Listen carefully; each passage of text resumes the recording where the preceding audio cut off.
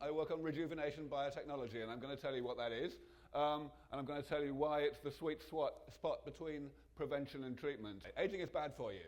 The older you are, the older you are, the sicker you probably are. And this is just talking about different types of disease in different types of ways. I don't have to go through the details. It's also incredibly expensive. All of you know that Medicare is going bust, and it's the same all over the developed world. Fundamentally, that's because even though countries are getting richer, this is the US, gross national product, the rate at which medical expenditure is going up is even faster, and therefore the proportion of the gross national product that is spent on medical care is rising ridiculously rapidly. This is only a period of 50 years, and it's gone up from just about $4 in the pound, $4 trillion to 16, so that's basically a change of 5% to 18% of the GDP. It's completely extraordinary. So the thing is, what's going on here? Why is it that, even though we've been so successful over the past 100 or 200 years in getting on top of most infectious diseases, we have made such pitifully little progress with regard to the diseases of old age? This is it's a paradox, really, and it's important to think about what it could possibly be, what could be the reason. So let's start with defining aging. This is what aging is. It's the accumulation of damage in the body. Damage at the molecular level and at the cellular level and at the systemic level that is okay for a while. The body is set up to tolerate a certain amount of that damage, but eventually we have so much damage that the body starts to work less well, and the diseases and disabilities of old age emerge. So this is a really important thing that people often get wrong. This is, I think it's fair to call it, bizarrely underappreciated. Aging causes the diseases of old age. There is no magic distinction between, quote, aging itself and the diseases of old age. Those diseases are simply aspects of the later stages of aging. They're very widespread, of course, in the developed world now that we're on top of most infectious diseases. They're staggeringly costly, as I've already explained, but they are universal. Everybody gets them. As long as you don't get one of the others and die of it, you're going to get all of the diseases of old age. And that also means that they're not medically curable in the strict sense of the word cure. We are never going to have a therapy that you can apply once to somebody and make them non-aging, the way you can apply a therapy once to somebody who's got tuberculosis and eliminate the infection from the body such that they will never have tuberculosis again unless they get reinfected. It's just not like that for the diseases of old age. But that does not mean that we can't do anything with medicine. They are amenable to medical intervention, it's just that we have to go about it in a different way. Let me explain what this actually means financially in terms of the misguidedness of how money is spent on medical research. $30 billion is roughly what the National Institutes of Health, which is also, of course, shut down at the moment, spends each year on medical research. It's the major funder of medical research in the USA. It's got an institute within it called the National Institute on Aging, which gets 3% of the budget, $1 billion. Sounds all right, really, doesn't it? Sounds like a respectable amount of money. Unfortunately, hardly any of that money actually goes on trying to do anything about aging. The Division of Aging Biology, which is part of the National Institute on Aging, accounts for only 1/6 of it. The rest of it goes on Alzheimer's disease, a specific disease of aging, and also on things like social gerontology, making sure that there are ramps on on curbs and so on.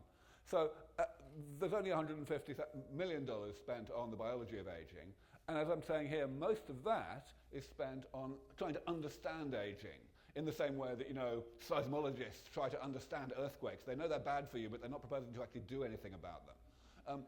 And this is actually a pretty generous estimate of how much is actually spent, $10 million a year, on the actual elimination, postponement of age-related ill health by the US government.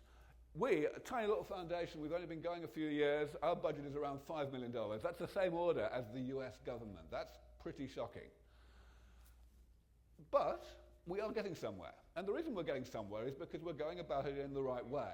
We're actually trying to attack aging in a way that could actually work. What I've told you already is that it's not possible to attack aging the way we attack infectious diseases. That's what I'm calling the geriatrics approach, and it's what dominates current medical expenditure, medical care for the elderly. It's essentially treating the pathologies of old age as if they could be eliminated from the body, which they can't, and it's therefore almost entirely useless. It just slightly postpones, if you're lucky, the ill health of old age, but then you get sick anyway. Gerontologists have known this thing for a long time, that the geriatrics approach is basically hopeless.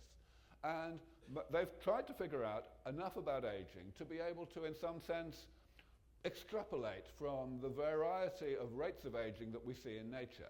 Clearly we have some species that age much more rapidly than others. And the idea is maybe we can find something out about that, about why that is, and develop medical interventions on the basis of that information. Unfortunately, human beings are really rather near the top end of that spectrum of longevity already. So it's actually really difficult to find anything that nature, any other species is doing better than we are, and therefore to extrapolate from it. So that's not really got anywhere either. But our approach is much more practical. Our approach, I'm going to call the maintenance approach, says rather than trying to in some way slow down the accumulation of damage, make humans age more slowly, or to attack these pathologies, which it's basically hopeless to try to attack, let's go in and instead attack this damage that I mentioned, that's the definition of aging, this accumulating molecular and cellular changes to the body's structure and composition that eventually cause the pathologies. If we go and attack this and repair this damage periodically, then we are effectively uncoupling this process from that process. So even though metabolism is creating damage, it never reaches this pathogenic threshold. And we're pretty optimistic about this. It's really just the same way that we already successfully maintain and postpone the ill health of simple man-made machines like cars. So this car was not designed to last 100 years the way it actually has lasted. The reason it's lasted that long is because it has benefited from really comprehensive periodic maintenance. And we believe that the human body is a machine too. It's a really complicated machine, but it's still a machine, and we ought to be able to postpone the ill health of the human body in just the same way. So what does that mean in actual practical terms? Well, this is basically what it means. Rather conveniently, all of the various types of damage that accumulate in the body and that eventually contribute to age-related ill health can be classified into these 7 major categories that I'm listing here. These, as you can see, are very clearly down-to-earth concrete biological phenomena, like cells dying and not being automatically replaced by the division of other cells, cells dividing when they're not supposed to, cells not dying when they are supposed to, things like that. I don't have time to go into them in detail, but what I can say is that we have good reason for confidence that this really is a comprehensive classification. First of all, it's been the same list for 30 years. All of these things have been major topics of study by gerontologists since at least the early 80s. Also, I've been actually explicitly challenging people to try to add to this list for at least 10 years, and I seem to have got away with it. This is a description of aging that seems to be standing the test of time. Now, if we come back again to the relationship between aging and age-related disease, in other words, between damage and pathology, sometimes it's simple. This business of cells dividing when they're not supposed to, that is cancer. That is synonymous with cancer. Often it's not so simple. Heart disease, there are lots of different types of heart disease. There's atherosclerosis, which is essentially the molecular garbage accumulating inside cells in the artery wall. There's arteriosclerosis, the hardening of the arteries, which is mainly to do with this thing at the bottom, the loss of elasticity of the extracellular matrix. There's something called cardiac amyloidosis, which is really important for heart failure in the very elderly, and that's caused by something that accumulates in the spaces between cells.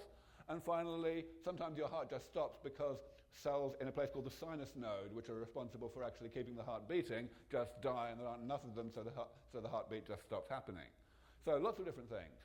Sometimes you've got just a single disease rather than different diseases in the same organ, but yet it's still got different types of damage. So Alzheimer's disease is characterized by tangles, which accumulate inside neurons, plaques, which accumulate outside in the spaces between neurons, and also cells dying. And we need to fix all of those things.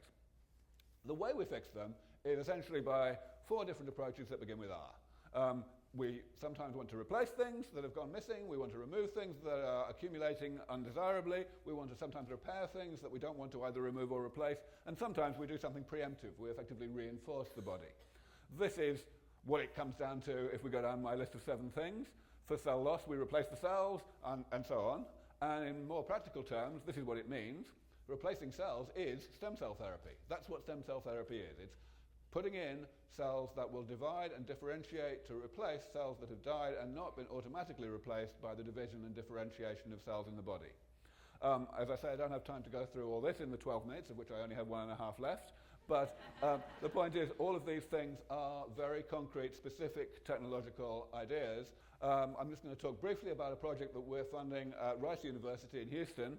This is the beginning of atherosclerosis, when a perfectly self-respecting white blood cell becomes poisoned by a substance called 7-ketocholesterol and becomes this horrible thing called a foam cell. And we have found bacteria which can destroy 7-ketocholesterol. This is how we found it, using something called an enrichment culture. We published this 5 years ago. Then we found out what genes and enzymes that bacteria were using to actually do this. This is the result of a mass spectrometry experiment, which is how we found this. Then we modified the enzyme. We actually took the gene and messed about with it so that we could put it into human cells, and the enzyme would go to the right part of the cell, called the lysosome. This is showing that that's actually occurring. This is the lysosome, this is our gene, this is an overlay showing they're in the same place. Finally, just last year, we were able to show that it works, that we could actually protect cells in cell culture from this nasty thing, 7-ketocholesterol, by giving them this gene if it was suitably modified so that the enzyme went to the right part of the cell. The height of the bars is the health of the cells, basically, and the right-hand bar shows the cells that we modified in the right way. These are the negative controls, the cells that didn't have the enzyme or they had the wrong enzyme or something like that. Thank you very much.